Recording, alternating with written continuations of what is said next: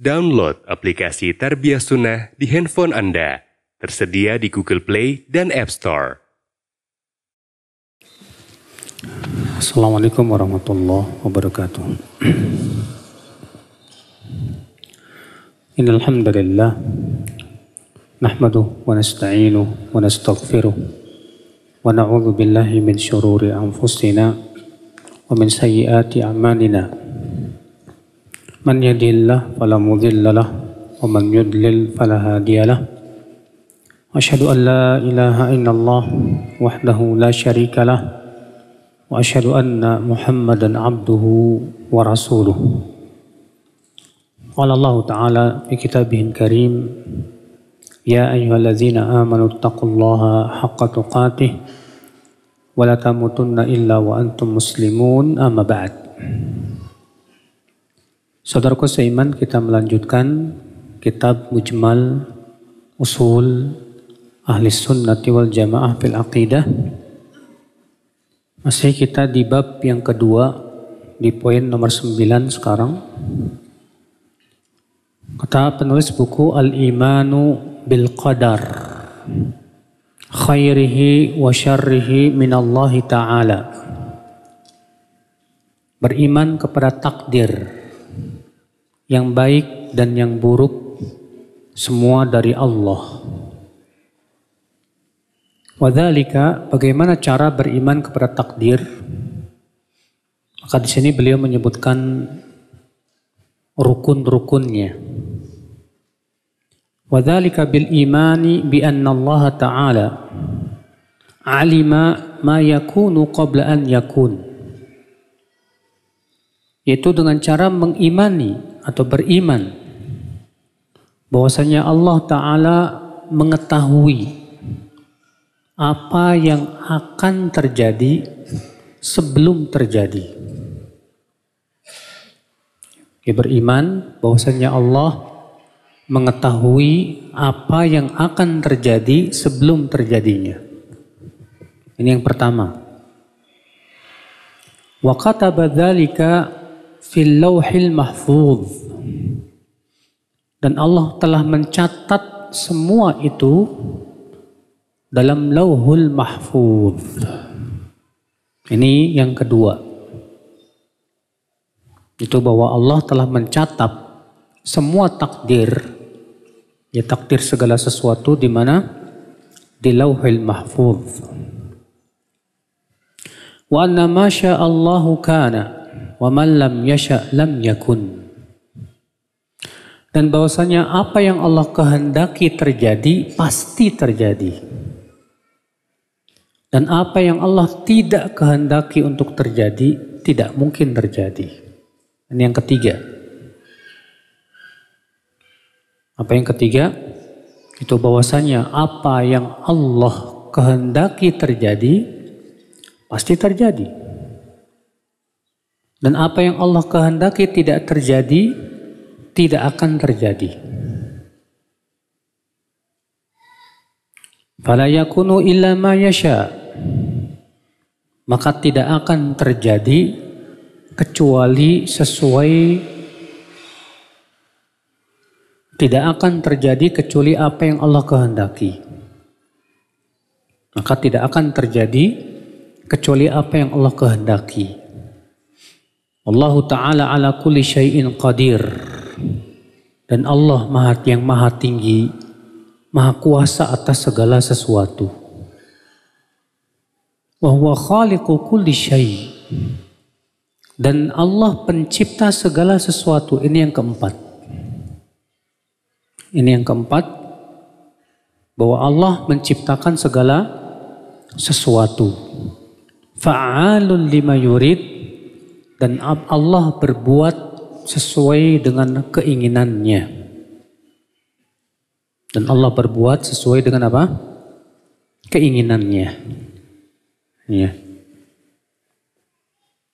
Baik saudaraku sekalian, kita akan membahas rukun yang keenam ini. Karena ini merupakan salah satu rukun iman. Itu rukun yang keenam. Itu beriman kepada takdir.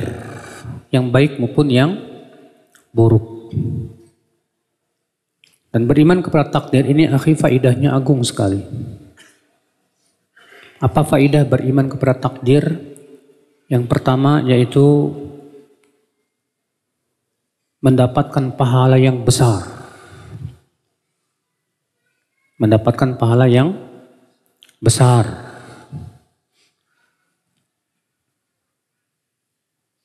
Karena iman kepada takdir termasuk rukun iman. Dan rukun iman adalah merupakan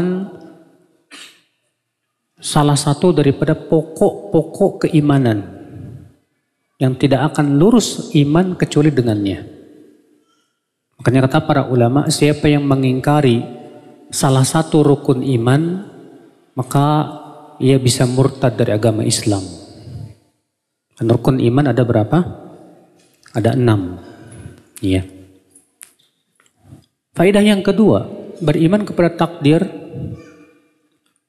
itu menumbuhkan ketegaran dalam menghadapi berbagai macam musibah. Karena ketika tahu bahwa musibah itu termasuk takdir Allah, Mbak. Musibah yang menimpa berupa sakit, ya, kesulitan, rezeki, demikian pula berbagai macam musibah, itu semua sudah takdir Allah.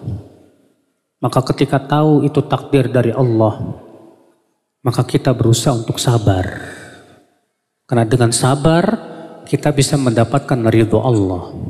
Dengan sabar, kita bisa mendapatkan hidayah dari Allah subhanahu wa ta'ala. Allah berfirman, وَبَشِّرِ الصَّابِرِينَ الَّذِينَ إِذَا أَصَابَتُمْ مُصِيبَةٌ qalu inna lillahi wa inna ilaihi raji'un. Ulaika alaihim salawatum min rabbihim wa rahmah wa ulaika humul muhtadun. Berikan kabar gembira untuk orang-orang yang sabar. Siapa dia orang-orang yang bisa sabar? Itu orang-orang yang apabila ditimpa musibah, mereka berkata, inna lillah, sesungguhnya kami milik Allah. Wa inna ilaihi raji'un, dan sesungguhnya kami akan kembali kepada Allah. Lalu Allah menyebutkan balasannya, ulaika alaihim salawatum min rabbihim wa rahmah. Mereka itu mendapatkan salawat dari Rabb mereka. Salawat Allah kepada hamba, kata para ulama, yaitu pujian. Wa rahmah, dan mendapatkan rahmat. Wa ulaika humul muhtadun, dan mereka pasti mendapatkan hidayah. Subhanallah. Maka kesabaran itu muncul Pak, ketika kita yakin bahwa kita milik Allah. Bahwasanya Allah subhanahu wa ta'ala, karena kita milik Allah, maka Allah berbuat sesuai dengan apa yang Allah inginkan. Dan tentu perbuatan Allah tidak mungkin zalim. Tidak mungkin zalim.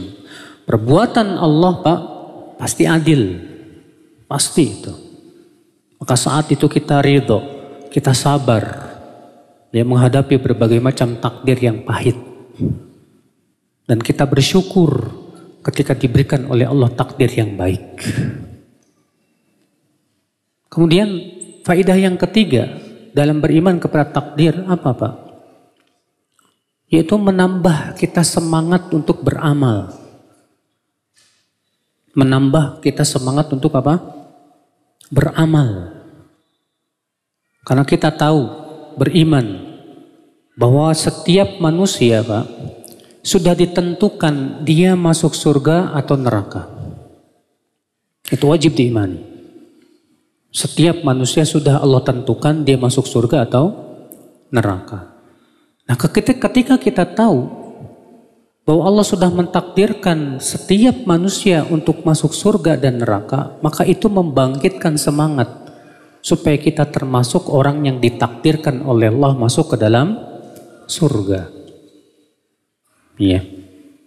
Makanya hadis-hadis yang menyebutkan bahwasanya setiap kalian, kata Rasulullah, sudah ditentukan oleh Allah di surga atau di neraka. Bukan menjadikan kita melempem, Mbak.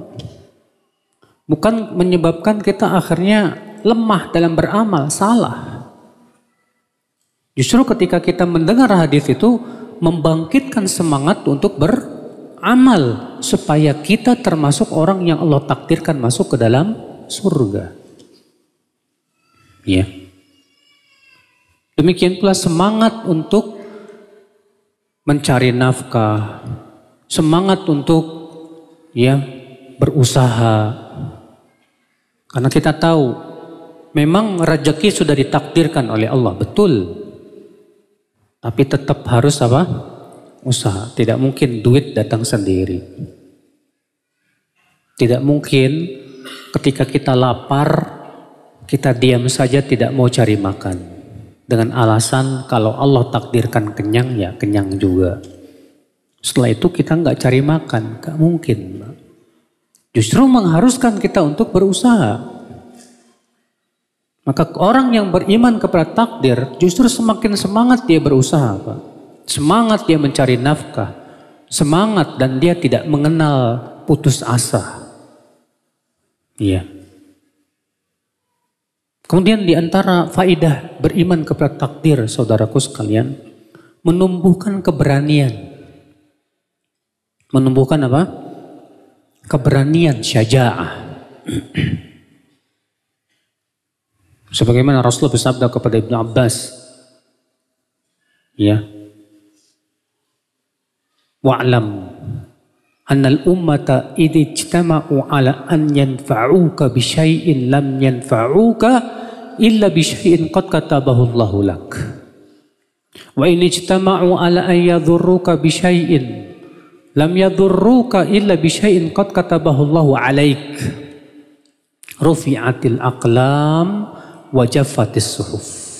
Ketahuilah hai anak, kalaulah seluruh manusia bersatu padu untuk memberikan manfaat kepada kamu, mereka tidak bisa memberikan manfaat kecuali sesuai dengan yang telah Allah tuliskan untukmu. Dan kalaulah mereka semua bersatu padu untuk memberikan mudarat kepadamu, maka mereka tidak pun bisa memberikan mudarat kecuali dengan sesuai yang telah Allah tuliskan kepadamu.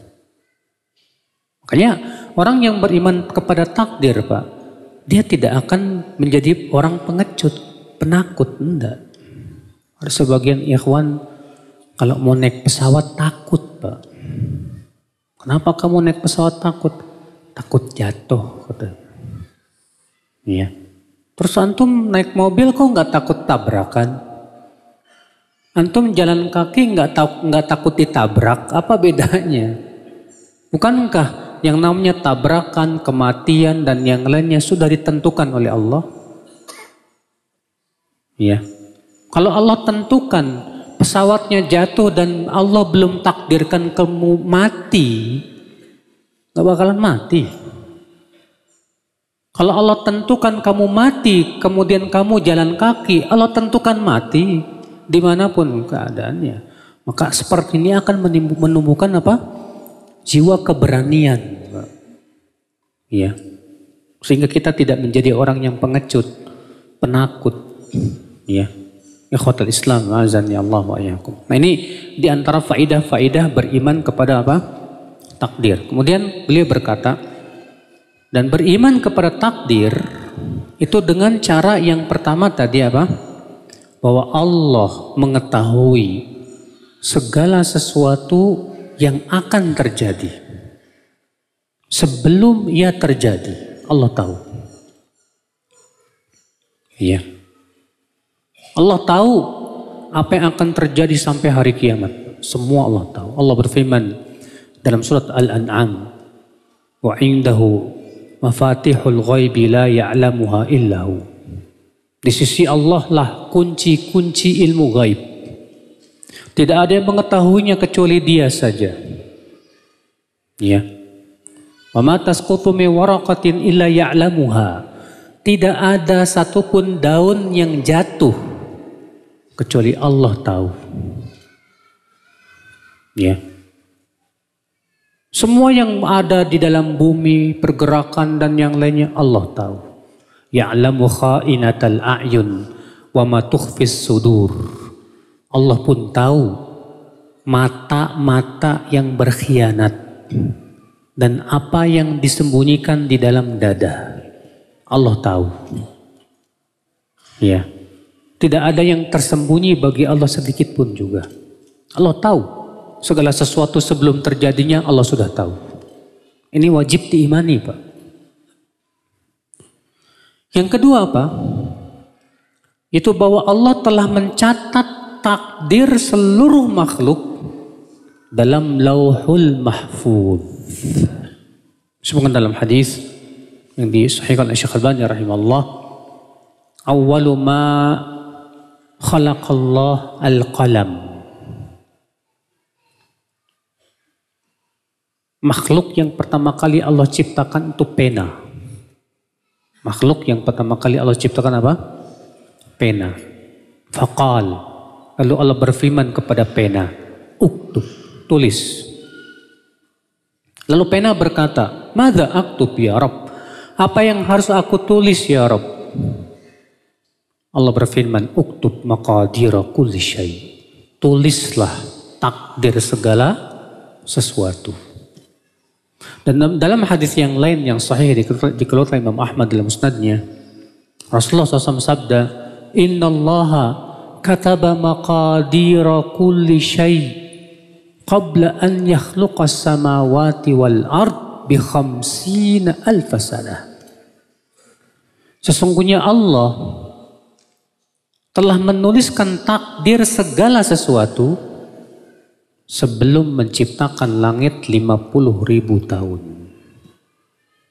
Jadi 50.000 tahun sebelum Allah menciptakan langit dan bumi, Allah sudah menulis takdir segala sesuatu ya akhi. Wajib diimani karena ini dikabarkan oleh Rasulullah sallallahu alaihi wasallam.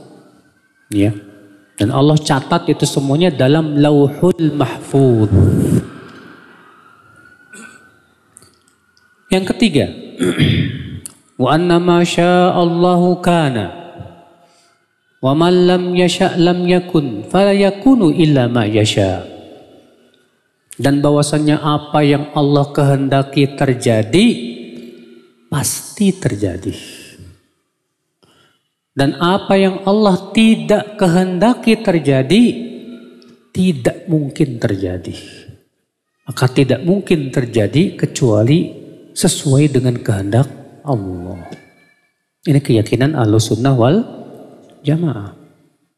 Berbeda dengan keyakinan Qadariyah, Pak. Siapa Qadariyah itu? Kelompok yang menolak takdir. Ya, Qadariyah itu kelompok yang menolak apa?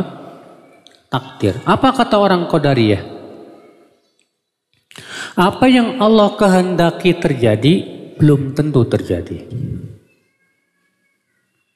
Dan apa yang Allah tidak kehendaki terjadi bisa jadi terjadi. Ini keyakinan Qadariyah nih Mas. Ini jelas penghinaan besar terhadap Allah. Sebab kalau misalnya Allah berkehendak terjadi ternyata tidak terjadi, itu kan menunjukkan Allah lemah. Allah tidak berkehendak untuk terjadi ternyata terjadi. Itu kan menunjukkan Allah lemah. Ada sebuah cerita ya. Ada orang Arab Baduy mendatangi tokohnya Qadariyah. Itu namanya Amr bin Ubaid. Apa kata orang Arab Baduy ini? Hai Amr, tolong doakan supaya unta saya yang dicuri kembali lagi. Kata orang Arab Baduy, unta saya hilang dicuri. Tolong doakan kepada Allah supaya apa? Balik lagi. Apa kata si Amr, Pak? Ya Allah, sesungguhnya unta orang ini hilang, dicuri. Dan engkau ya Allah tidak berkehendak untuk hilang dan dicuri. Maka tolonglah ya Allah kembalikan unta orang ini. Apa kata orang Arab Baduy? La hajata li fi du'aik. Saya enggak butuh doa kamu. Saya nggak butuh doa kamu. Kata Amr, kenapa? Kata dia, kalau Allah tidak berkehendak untaku dicuri ternyata kecurian. Saya khawatir kalau Allah berkehendak untuk kembali ternyata nggak kembali-kembali. Buat apa kalau gitu saya meminta kepada Allah? Masya Allah. Ini orang Arab Baduy aja bisa mikir, Pak. Ya, akan kesesatan orang Qadariyah itu. Ya. Kalau Ahlussunnah mengatakan semua yang Allah kehendaki terjadi pasti terjadi. Dan semua yang Allah tidak kehendaki terjadi tidak mungkin terjadi. Maka semua yang terjadi di muka bumi, di alam semesta itu semua sudah dengan kehendak Allah Azza wa Jalla. Namun para ulama membagi kehendak Allah menjadi dua. Para ulama membagi kehendak Allah menjadi apa? Dua. Yang pertama apa? Yaitu masyiah kauniyah qadariyah. Itu kehendak Allah yang bersifat ketentuan kauniyah qadariyah. Ya, kehendak Allah yang bersifat kauniyah qadariyah. Apa itu? Yaitu setiap ketentuan Allah yang tidak berhubungan dengan apa? Cinta dan ridho Allah. Ya. Di mana Allah Subhanahu wa taala mentakdirkan segala sesuatu. Maka ini tidak berhubungan dengan apa? Ya, pensyariatan. Yang kedua yaitu masyiah syar'iyah diniyah. Apa itu? Kehendak Allah yang berhubungan dengan cinta dan ridhonya. Itu pensyariatan. Saya berikan contoh, Pak. Allah berkehendak adanya iblis. Ya tidak? Tapi apakah Allah mencintai iblis? Allah cinta iblis? Enggak. Allah berkehendak adanya maksiat. Tapi apakah Allah mencintai maksiat? Tidak. Apakah Allah memerintahkan manusia berbuat maksiat? Tidak. Berarti adanya maksiat, adanya iblis, adanya perpecahan, semua ini masyiah kauniyah qadariyah. Paham? Sekarang Allah berkehendak adanya ketaatan. Allah berkehendak adanya apa?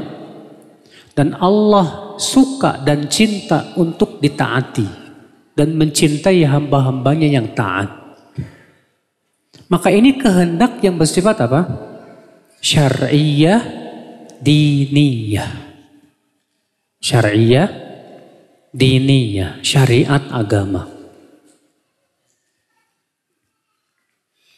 Maka akal Islam, dua kehendak ini tidak bertabrakan sama sekali.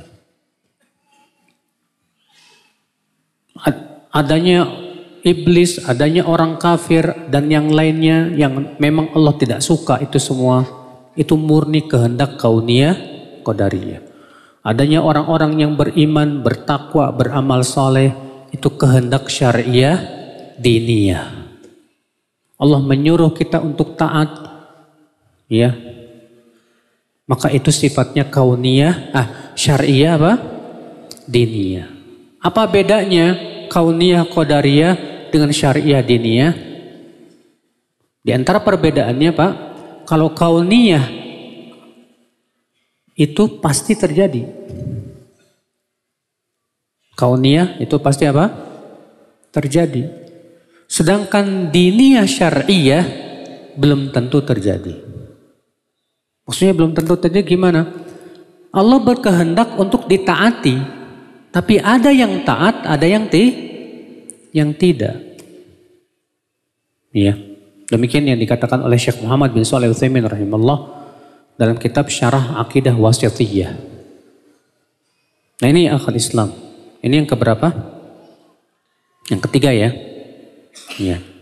Allahu ala kulli syai'in qadir. Dan Allah maha kuasa atas segala sesuatu. Bagi Allah mudah semuanya. Kemudian yang keempat apa? Wa huwa khaliqu kulli syai'. Dan Allah pencipta segala sesuatu.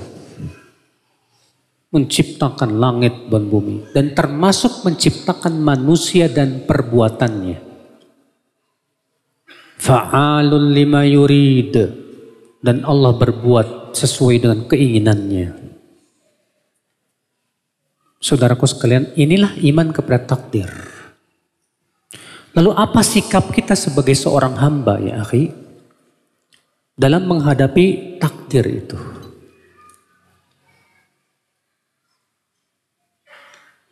Tentu yang pertama saudaraku, wajib kita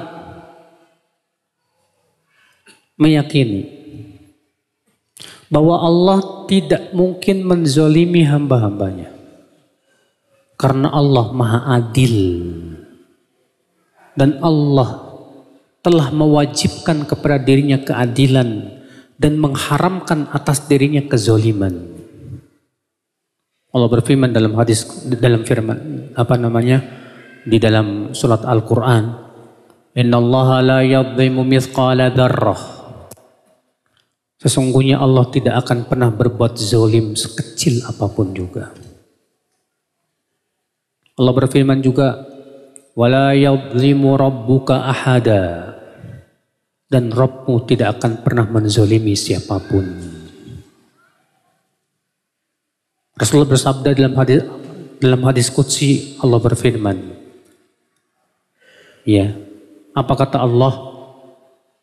Inni haramtu dzulma ala nafsi wa ja'altuhu bainakum muharraman fala tadzalamu. Sesungguhnya aku mengharamkan kezaliman atas diriku. Dan aku jadikan kezaliman itu sesuatu yang haram di antara kalian. Maka jangan kalian saling berbuat zalim. Jadi Pak, ketentuan Allah pasti adil. Namun terkadang kita belum memahaminya. Ketika antum melihat ada orang yang terlahir dalam keadaan cacat. Mungkin secara akal pikiran kita, kok kasihan amat ini orang terlahir dalam keadaan apa? Cacat. Tapi kita nggak tahu sisi keadilan Allah pada orang tersebut, Pak. Iya. Karena kita diberikan oleh Allah ilmu hanya sedikit saja. Allah mengatakan, wa ma utitum minal ilmi illa qalila. Kalian tidak diberikan ilmu kecuali sedikit saja. Yakin Allah adil ketika menciptakan manusia yang cacat. Allah mengadab pelaku maksiat dengan api neraka. Adil tidak, Pak? Adil. Allah memberikan sanksi sesuai dengan apa? Jenis maksiatnya. Pasti adil itu, Pak. Ada yang tersesat, ada yang dapat hidayah. Itu semua dengan keadilan Allah. Allah yang paling tahu siapa yang tersesat, siapa yang dapat hidayah. Siapa yang berhak mendapatkan hidayah dan siapa yang tidak berhak mendapatkan apa? Hidayah. Allah tahu. Cuma terkadang, Pak, keadilan Allah itu sering kali hilang ya dari diri kita. Ketika kita selalu melihat musibah-musibah. Sehingga saat itu apa yang terjadi? Kita seringkali kehilangan rasa ridho dengan ketentuan Allah. Kalau kita yakin Allah itu maha adil dan tidak zolim, pasti kita akan ridho. Tapi ketika keyakinan kita runtuh, ya, sirna, saat itu kita tidak ridho dengan ketentuan Allah. Karena untuk ridho dengan ketentuan Allah itu berat, Pak. Saya yakin kalau kita dikasih takdir yang enak, yang nyaman, yang Masya Allah nikmat, semua ridho, ya kan? Siapa yang tidak ridho diberikan ketentuan yang nikmat.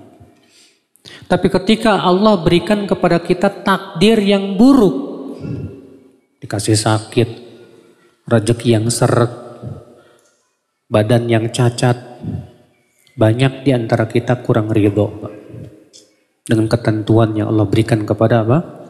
Kita. Makanya Rasulullah SAW minta kepada Allah dalam hadisnya, wa as'aluka ridha ba'dal qadha. Ya Allah, aku meminta ridho setelah ketentuan yang Engkau berikan kepadaku, ya Allah. Karena berat, akhi, ya. Kalau antum dikasih syarat rezeki, sudah berusaha, gagal lagi. Di situ terkadang, Pak, Masya Allah, ya, kita suka suudon sama Allah. Jangan-jangan Allah gak sayang lagi sama saya. Kita terkadang berdoa sama Allah, berdoa, ya Allah, ya Allah, ya Allah, ya Allah. Lama gak dikabul-kabulin. Akhirnya apa yang terjadi? Putus asa. Setelah itu apa? Nggak mau lagi berdoa. Ya, capek saya berdoa. Allah sudah tidak mendengar doaku lagi. Kenapa? Karena tergesa-gesa. Akhirnya apa? Akhirnya kita tidak ridho dengan ketentuan Allah Subhanahu wa Ta'ala. Ini berbahaya, saudaraku sekalian. Pak, ya akhi, yakini, ini yang pertama, bahwa Allah pasti adil dan Allah tidak mungkin zalim. Wajib kita yakin itu. Iya. Dalam ketentuan-ketentuannya yang buruk, Allah adil dan tidak zalim. Namun kita sering tidak mengerti perbuatan Allah, apa hikmahnya. Kita tidak tahu. Yang kedua, saudaraku, yang harus kita sikap kita yang kedua, akhul Islam azani Allah wa iyyakum, yaitu kita berusaha, ya akhul Islam, meyakini bahwa semua ketentuan Allah penuh dengan hikmah. Dan perbuatan Allah di baliknya pasti ada hikmah. Pasti itu. Hikmah-hikmah yang sangat luar biasa. Karena Allah tidak pernah menciptakan makhluk itu sia-sia. Allah tidak pernah menjadikan segala sesuatu itu dengan kesia-siaan, tidak ada manfaatnya, tidak. Tapi Allah menciptakan sesuatu, berbuat sesuatu, mentakdirkan sesuatu karena ada hikmah yang agung di belakang itu. Kenapa Allah menciptakan iblis dan menentukan adanya iblis, Pak? Ada hikmahnya. Allah ingin menguji manusia. Siapa yang beriman, siapa yang tidak beriman. Kenapa Allah menghendaki adanya maksiat, Pak? Ada hikmahnya. Dengan maksiat akan terlihat siapa yang taat dan siapa yang suka berbuat maksiat. Kenapa Allah takdirkan adanya perpecahan, Pak? Ada hikmahnya. Dengan adanya perpecahan terlihat siapa yang ngikutin wahyu dan siapa yang ngikutin hawa nafsu. Dengan adanya perpecahan terlihat siapa yang bersungguh-sungguh mencari kebenaran dan siapa yang tidak bersungguh-sungguh mencari apa? Kebenaran. Dengan adanya perpecahan itu ada hikmah-hikmah yang agung. Allah ingin menyaring manusia, Pak. Disaring sama Allah Subhanahu wa Ta'ala. Allah mentakdirkan akhwal Islam. Terus Isya sudah masuk. Oh sudah. Baik, karena sudah masuk Isya, kita alhamdulillah demikian yang bisa kita sampaikan. InsyaAllah setelah salat Isya kita lanjutkan dengan tanya jawab. Billahi taufik. Assalamualaikum warahmatullahi wabarakatuh. Alhamdulillah wassalatu wassalamu ala rasulillah. Kita lanjutkan sedikit baru kemudian tanya jawab. Kemudian sikap yang ketiga terhadap takdir. Itu bahwa kita tidak diperintahkan untuk memikirkan takdir. Tapi kita diperintahkan untuk mencari takdir. Kenapa kita tidak diperintahkan untuk memikirkan takdir, Pak? Karena takdir itu rahasia Allah. Karena itu rahasia Allah, maka tidak mungkin bisa dipikirkan oleh otak kita, oleh akal kita. Maka kewajiban kita adalah yaitu mencari takdir. Misal antum mikirin, saya ditakdirkan oleh Allah ke surga apa ke neraka ya? Apa yang dipikirin? Allah tidak pernah menyuruh kita untuk apa? Memikirkan takdir. Tapi yang kita lakukan adalah mencari takdir. Gimana caranya supaya kita ditakdirkan oleh Allah sebagai penduduk surga? Antum mikirin aja. Saya takdirnya jadi kaya apa miskin ya? Tidak perlu kita pikirkan. Yang penting kita usaha mencari dan mencari. Ya. Kemudian sikap yang keempat. Tidak boleh beralasan dengan takdir dalam perkara maksiat.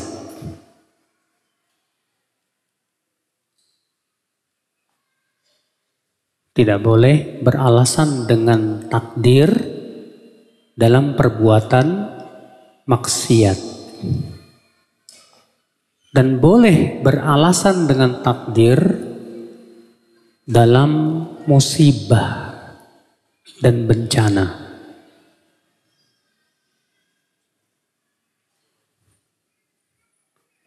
Maka tidak boleh misalnya antum berkata begini, saya berzina ini udah takdir gimana lagi. Iya.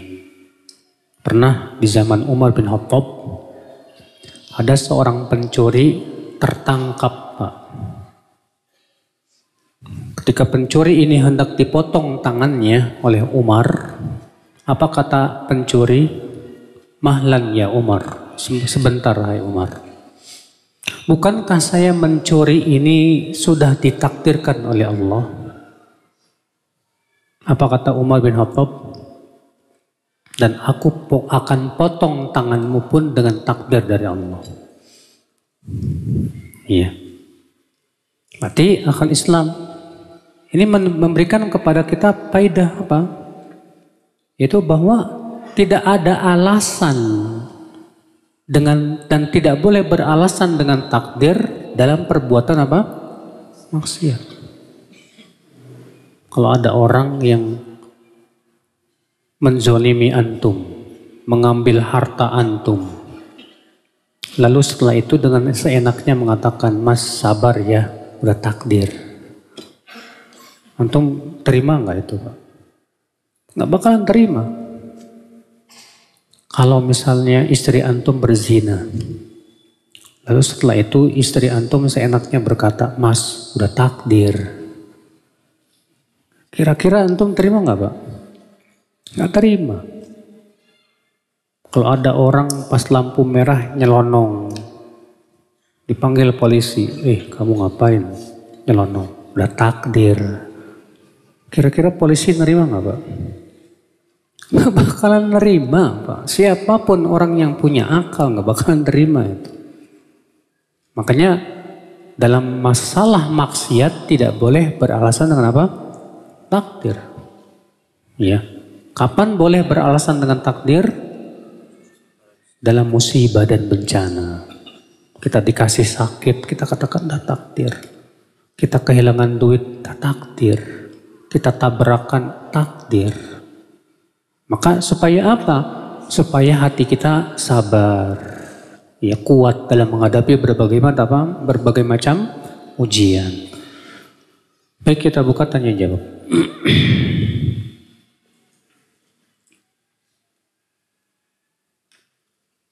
Adakah perbuatan yang dapat mengubah takdir Ada hadis Nabi bersabda apa? La yaruddul qadar illa du'a. Tidak ada yang bisa menolak takdir kecuali doa. Kecuali apa? Doa. Ya. Maka kalau kita banyak berdoa, baik doa masalah maupun doa ibadah. Karena doa dibagi oleh para ulama menjadi dua. Doa masalah yaitu doa meminta. Dan doa ibadah yaitu dengan cara zikir, sholat dan yang lainnya. Maka yang seperti ini ya, yang kata Rasulullah bisa menolak apa? Takdir. Saya berikan contoh. Lapar takdir nggak Pak? Lapar takdir nggak? Hah? Antum lapar takdir nggak? Takdir, iya. Bertakdir lapar nih. Ini kan termasuk musibah. Lapar termasuk musibah nggak Pak? Iya. Nah, apakah antum diam nggak mau makan? Kenapa ente nggak mau makan? Saya ridho dengan takdir. Masa seperti ini dijadikan nggak bisa? Kita harus usaha cari apa? Makan. Setelah kenyang, takdir bukan Bang? Takdir. Berarti apa? Ya, kita membalas takdir dengan takdir. Ya. Doa termasuk salah satu takdir untuk supaya kita mendapatkan takdir yang baik. Ya. Demikian akhwal Islam.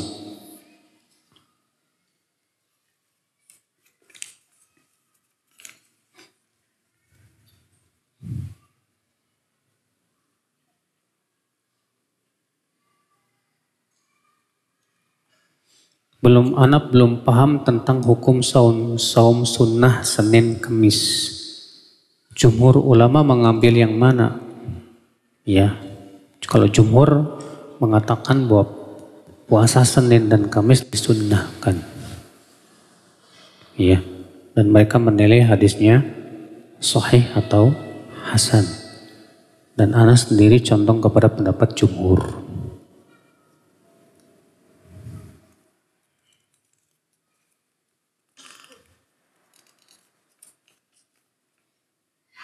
Allah tidak akan merubah keadaan suatu kaum sebelum kaum itu merubah keadaan diri mereka sendiri. Apakah manusia punya daya untuk berubah? Ya. Karena keyakinan Ahlussunnah wal Jamaah Pak, bahwa manusia pun diberikan oleh Allah kemampuan. Ingat, manusia diberikan oleh Allah apa? Kemampuan dan kehendak. Allah berfirman, ya, liman syaa'a minkum ayyastaqim. Bagi siapa yang di antara kalian yang mau untuk istiqomah, silahkan. Di situ Allah mengatakan bahwa manusia punya kehendak dan punya kemampuan. Namun, kehendak manusia dan kemampuan manusia di bawah kehendak Allah dan kemampuan Allah. Allah berfirman, "Wa ma tasyauna illa an yasha Allahu rabbul alamin." Dan apa yang kalian kehendak, semua itu adalah berdasarkan kehendak Allah juga. Jadi manusia diberikan kemampuan, ya. Dan itu kita merasakannya, Pak. Kita diberikan kemampuan untuk sholat, tidak Pak? Kita diberikan kemampuan untuk meninggalkan maksiat, tidak Pak? Mampu. Makanya Pak, dalam perkara yang kita mampu lakukan terus kita tidak lakukan, maka Allah memberikan sanksi. Tapi dalam perkara yang kita tidak mampu, Allah memaafkan. Allah apa? Memaafkan. Allah berfirman, la yukallifullahu nafsan illa wus'aha. Allah tidak membebani jiwa kecuali sesuai dengan apa? Kemampuan. Maka sesuatu yang di luar kemampuan kita, Allah maafkan. Tapi kalau kita mampu tapi kita tidak lakukan, disitulah Allah akan berikan sanksi. Kita mampu sholat, kemudian kita nggak sholat, maka Allah tidak zalim untuk memberikan sanksi kepada kita. Allah melarang kita mencuri dan kita mampu meninggalkan pencurian, tapi kita malah mencuri, maka Allah tidak zalim untuk memberikan padanya sanksi di dunia maupun di akhirat. Ya, nah ini saudaraku sekalian, ya. Jadi manusia diberikan oleh Allah kemampuan.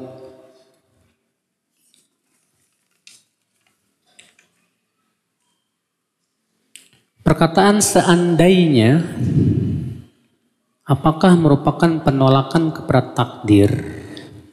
Syekh Utsaimin mengatakan kata-kata seandainya ini ada beberapa hukum. Hukum yang pertama, haram. Kapan? Kalau itu membuka pintu setan, sehingga menyebabkan kita tidak ridho dengan takdir. Misal, antum terkena musibah, dan musibah itu takdir Allah. Lalu antum berkata, andai saya waktu itu enggak begitu, tentu tidak akan terjadi musibah ini. Maka ini dilarang. Nabi bersabda, iyakum wallau. Jangan jauhi oleh kalian kata-kata seandainya. Fa innal law taftahu baba syaitan. Karena kata-kata seandainya saat itu bisa membuka pintu apa? Setan. Ya. Yang kedua, boleh. Jika kata-kata seandainya itu hanya sebatas pengabaran dan bukan menunjukkan kepada ketidakridhoan kepada apa? Takdir. Ya. Misal antum ngomong ke teman, wah kamu tadi seandainya datang duluan, kamu dapat makan durian. Sekarang udah habis, maaf ya. Ya. Kata-kata seandainya di sini boleh, nggak masalah. Sebatas apa? Pengabaran saja. Ya.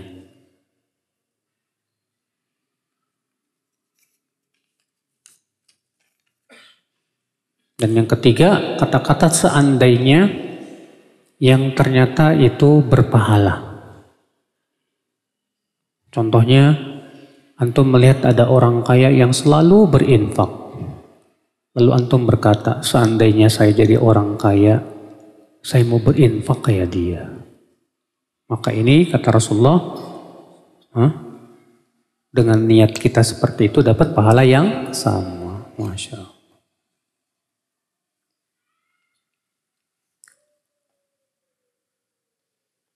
Ana pernah mendengar dari teman saya bahwa ada suatu perkataan yang mengatakan menabunglah kesulitan agar mendapatkan kemudahan.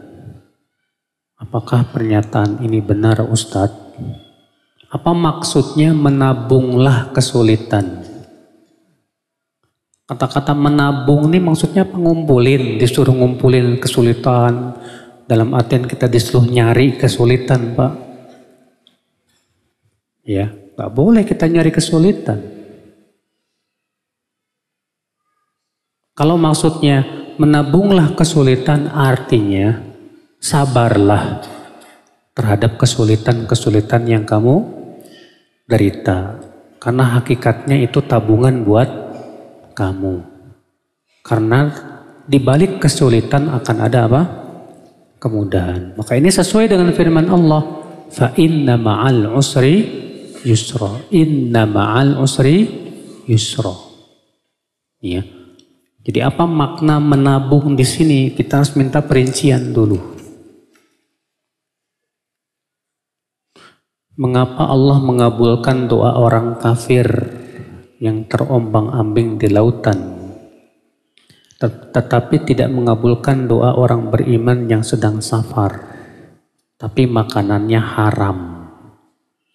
Bukankah doa syirik adalah dosa yang paling besar, Ustadz? Ya. Pertama apa? Allah mengabulkan pelaku maksiat terkadang bukan karena Allah ridho,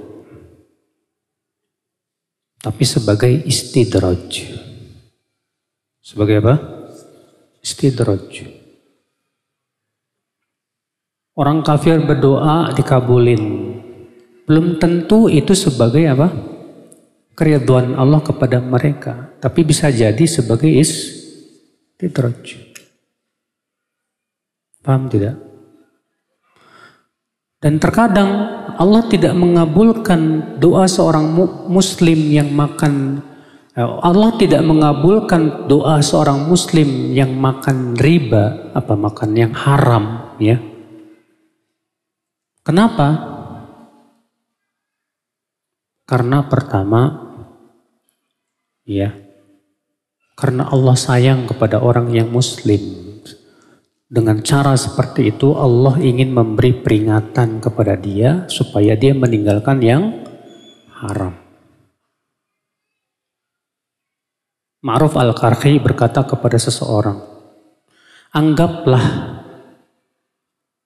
tidak memberinya Allah kepadamu itu sebagai pemberian. Anggaplah tidak memberinya Allah kepadamu itu sebagai apa? Pemberian. Kata Ibnul Jauzi, tadabbartu hadzal qaul. Aku memperhatikan dan mentadaburi ucapan ini. Fawajadtuhu kalaman yakhruju minal arif. Aku dapati ternyata ucapan ini berasal dari orang yang paham. Terkadang Allah tidak memberi, tapi anggaplah tidak memberinya Allah itu sebagai apa? Pemberian. Allah tidak mengabulkan doamu karena Allah ingin memberi peringatan kepadamu. Supaya kamu mau kembali kepada Allah. Ketika kita berdoa, ya Allah, ya Allah, ya Allah. Kok enggak dikasih juga padahal kita enggak makan yang haram. Padahal kita enggak makan yang haram. Allah belum kasih. Tapi yakinlah, sebetulnya Allah ingin memberimu yang lebih baik dari itu. Karena Allah lebih tahu dari kita. Sedangkan kita tidak tahu. Bisa jadi kita meminta sesuatu yang kita pandang maslahat buat kita. Tapi menurut Allah enggak maslahat. Saya berikan contoh. Antum punya anak kecil,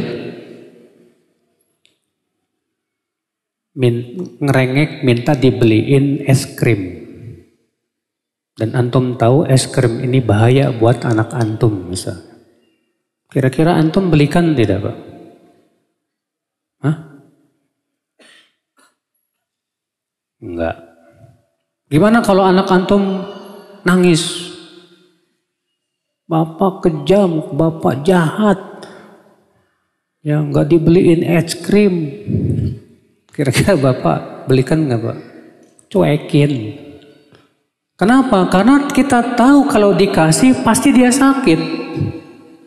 Ini antara orang tua dengan anak. Bagaimana dengan Allah dengan hambanya? Allah lebih sayang kepada hambanya. Terkadang kita tidak diberi oleh Allah karena Allah tahu bahwasanya permintaan kita mudarat buat kita.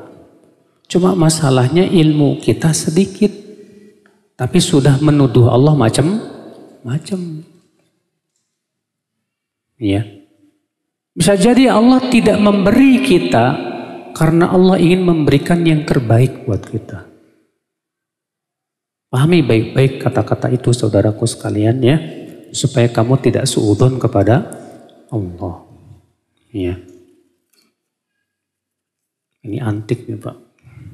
Kertasnya hitam, tulisannya putih.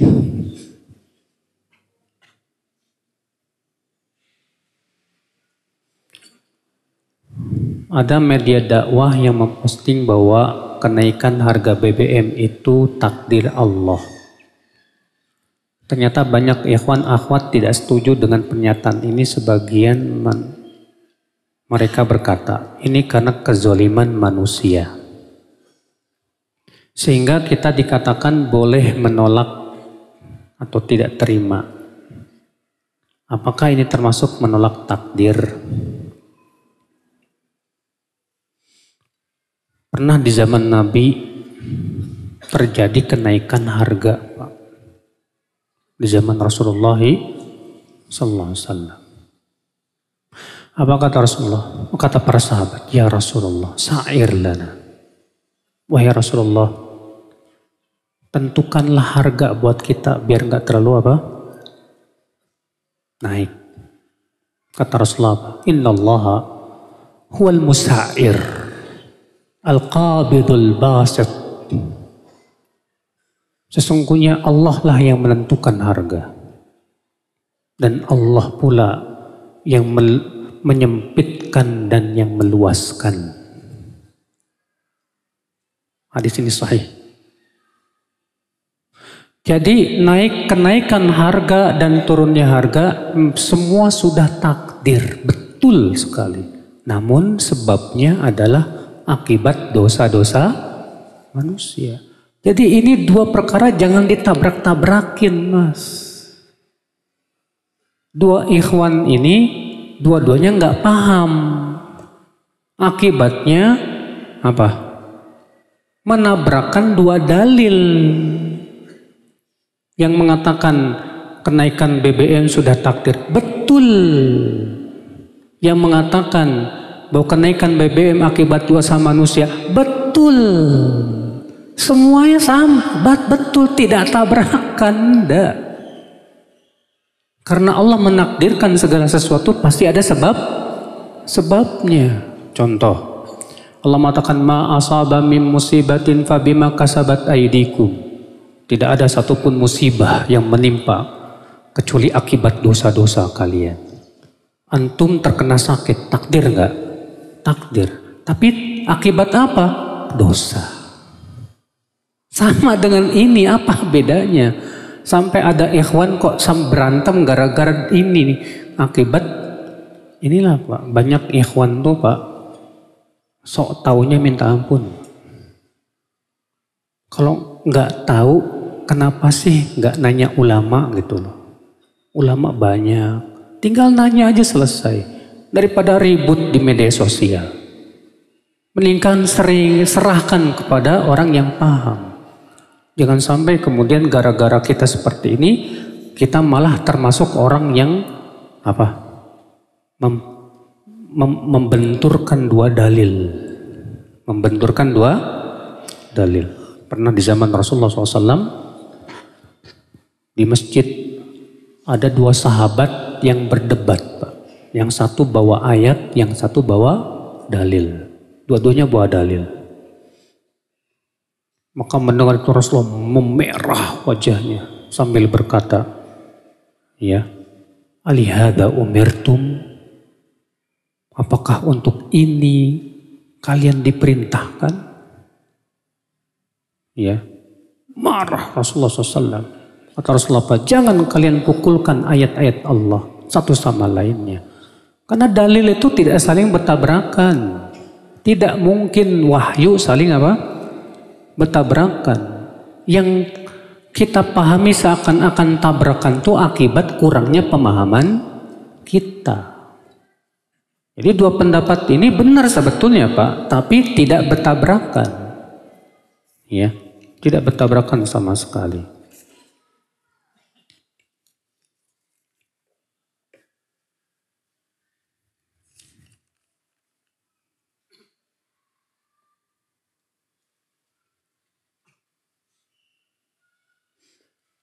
Untuk kita yang hampir putus asa, seperti belum mendapatkan pekerjaan atau belum dapat jodoh, di mana kita sudah ikhtiar dan berdoa.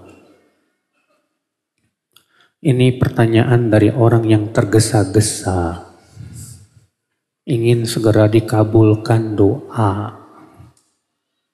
Padahal kalau dia terus berusaha, pasti Allah akan kabulkan. Tapi kan pengabulan Allah tidak ngikutin kemauan kamu. Yakinlah kalau kamu usaha terus, pasti Allah akan berikan. Jangan putus asa. Kalau kamu sekarang belum mendapatkan pekerjaan, mungkin selama ini kamu punya keyakinan pekerjaan tuh harus berada di perusahaan. Selama ini kamu meyakini yang namanya pekerjaan tuh kerja di perusahaan, ada gaji, ada jaminan, ada tunjangan. Padahal yang namanya berusaha nggak harus Pak di perusahaan. Antum misalnya jualan rujak, alhamdulillah. Itu kerja bukan? Kerja. Antum misalnya jadi kuli bangunan, kerjaan bukan? Kerja. Di zaman sahabat dulu Pak, orang-orang yang miskin iri ngelihat orang kaya bisa infak.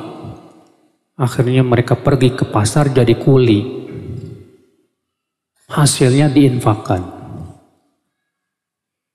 Masya Allah. Jadi antum jangan memahami kerja itu harus di perusahaan. Salah. Kerjaan banyak, cuman masalahnya kitanya yang kurang qanaah. Kita pengen punya gaji tetap, pengen punya tunjangan, pengen punya, wah pokoknya enak. Salah seperti itu. Ya. Nah ini saudaraku, jadi kalau antum belum mendapatkan pekerjaan, bisa jadi karena salah persepsi tentang pekerjaan. Coba lihat teman-teman antum yang berusaha dan alhamdulillah sudah berhasil usahanya. Coba sharing sama dia. Kamu kok sekarang usahanya bisa berhasil? Gimana caranya? Tolong ajarin dong saya. Saya juga pengen punya usaha. Ya. Kalau belum dapat jodoh, banyak sebetulnya. Cuma belum maksimal usahanya. Ya, di sini insya Allah banyak kok ikhwan atau akhwat yang suka jadi channel. Mungkin belum ketemu aja. Ya. Saya juga dulu dapat jodoh dari channel. Channelnya channel keberapa nggak tahu. Ya. Semua usaha dulu. Insya Allah mudahkan. Gak usah putus asa. Kadang kamu belum dapat jodoh karena salah kamu. Kamu pengennya yang putih, tinggi, wah kayak sapi.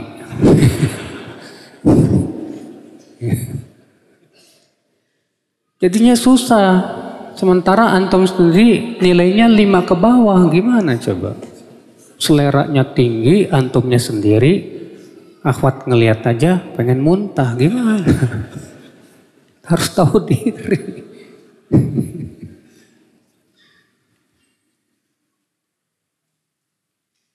Ada hadis yang mengatakan Nabi Adam beralasan dulu dia bermaksiat karena takdir. Ada hadisnya sahih. Rasul bersabda, ihtajja Adam Musa. Ya. Ihtajja Adam Musa. Faqala Musa. Nabi Musa dan Nabi Adam berdebat. Nabi Musa berkata, Anta Adam, khalaqakallahu biyadik. Apakah engkau Adam yang telah Allah ciptakan dengan tangannya?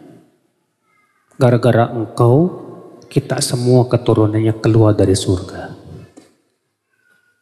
Apa kata Nabi Adam? Atalumuni bima qad qadarallahu li? Apakah kamu hendak mencaci aku dengan sesuatu yang telah Allah takdirkan kepadaku? Fahajjam Adam Musa. Ya. Kata Ibnu Qayyim dalam kitab Syifa'ul Alil, di sini Nabi Adam berhujah dengan takdir dalam maksiat yang beliau sudah bertaubat. Sedangkan yang tidak boleh itu dalam maksiat yang kita belum taubat. Adapun misal antum dulunya tukang mabuk-mabukan. Sekarang alhamdulillah udah hijrah. Antum sudah taubat dengan taubat nasuh. Kemudian ada teman antum mengungkit-ungkit dosa antum yang dulu. Ente kan dulu tukang mabuk-mabukan. Lalu antum berkata, udahlah akhi, itu sudah takdir. Boleh, gak apa-apa. Kenapa? Karena antum sudah taubat. Saya sudah minta ampun sama Allah. Saya sudah bertaubat kok. Antum gak usah ungkit-ungkit lagi. Ya, demikian. Allahu a'lam.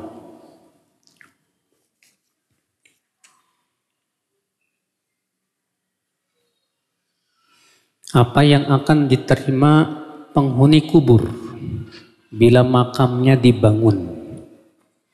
Tentu membangun bangunan di atas kuburan dilarang oleh Rasulullah SAW. Apakah itu pengaruh kepada penghuni kubur? Pengaruh. Kalau pertama, dulu waktu hidupnya memberikan wasiat. Nanti kalau saya mati tolong bangun kuburan saya. Maka ini pasti pengaruh. Atau yang kedua, di masyarakatnya sudah menjadi kebiasaan namanya kuburan dibangun. Tapi dia tidak memberikan wasiat kepada anak-anaknya supaya tidak dibangun. Padahal dia tahu itu perkara yang salah. Maka ia pun berpengaruh nanti di kuburannya. Akibat perbuatannya dia sendiri. Ya, tidak memberikan apa? Wasiat dan tidak mengajarkan anak-anaknya. Ana ridho atas keputusan suami yang poligami. Masya Allah, ajib. Jarang loh perempuan kayak gini. Mudah-mudahan ridhonya nggak di saat sekarang aja, besok-besok nggak ridho lagi. Bagaimana ana bisa ridho dengan sikap suami yang berbeda pasca poligami, Ustadz? Bagaimana ana bisa ridho suami sudah mulai meninggalkan majelis ilmu pasca poligami karena mengejar uang? Malam ini pun suami saya nggak hadir. Ya. Pertama, cobalah memberi nasihat dengan baik-baik kepada suami. Ucapan kata-kata yang indah sama dia. Mas, saya itu sebetulnya bangga sama kamu sebagai suami saat kamu dulu menuntut ilmu. Karena saya percaya kamu akan membimbing saya ke surga, Mas. Sekarang kok saya lihat kamu sudah jarang. Ya. Nanti bagaimana kamu akan membimbing dan mendidikku ke dalam surga, Mas? Coba ingatkan dengan baik.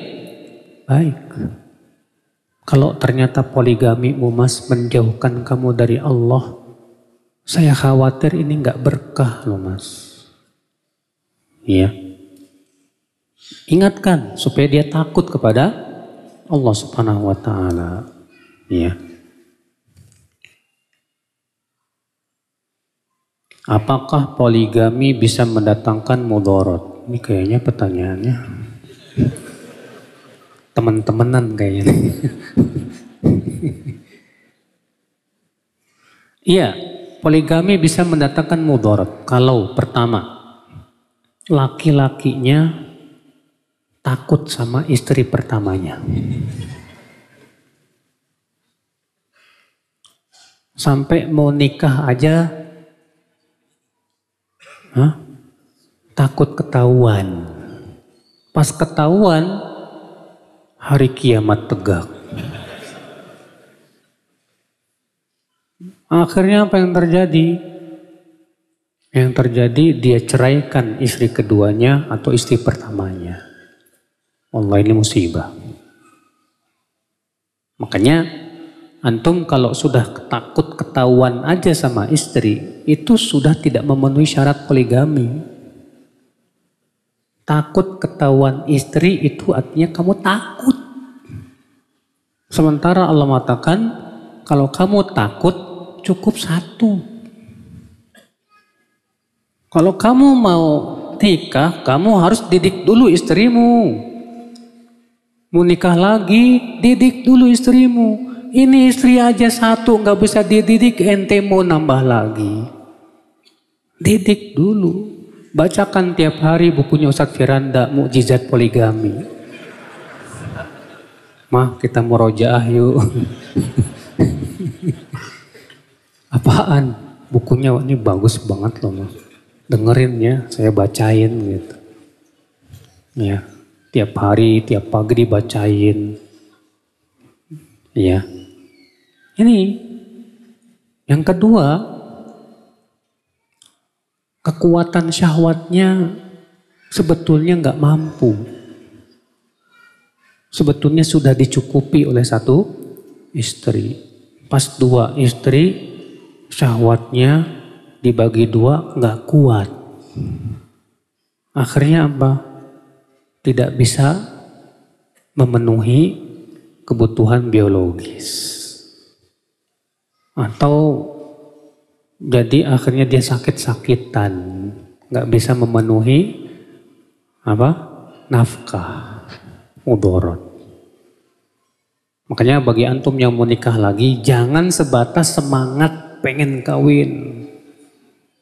Tapi coba ukur kemampuan kita sejauh apa. Ya, apa kemampuan saya untuk bisa apa? Adil. Apa kemampuan syahwat saya untuk saya memberikan kebutuhan lahir batin. Ya. Nah ini. Jadi saya bukan mau menganggap poligami itu sesuatu yang seram, Pak, tidak. Tapi sebagai peringatan saja. Karena banyak sekali kejadian-kejadian poligami banyak tidak berhasilnya, Pak. Karena itu tadi berawal dari sering ngobrol, ledek-ledekan, ente jomblo, ente baru satu, payah ente, ngobrol-ngobrol panas. Akhirnya nikah lagi gara-gara panas. Bukan karena Allah lagi tuh udah. Ya.